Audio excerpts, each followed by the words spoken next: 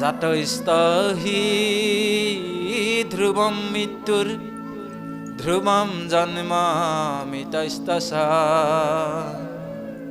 তস্মাদ পৰিহাৰ্যেৰ্থেন ত্বম শোষিতুমৰ্হসি।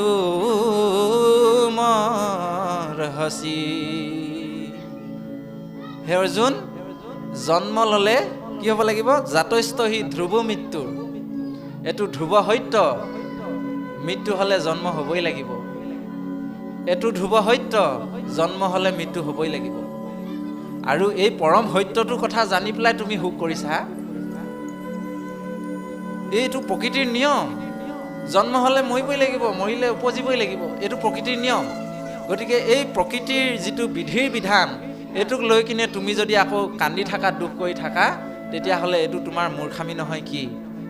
এনেধৰণে প্ৰভু ভগৱন্তই এই অৰ্জুনক মানে খুব সুন্দৰকৈ মানে জীৱদেহৰ তত্ত্ব কথাখিনি, প্ৰকৃত সত্য কথাখিনি বুজাই আছে।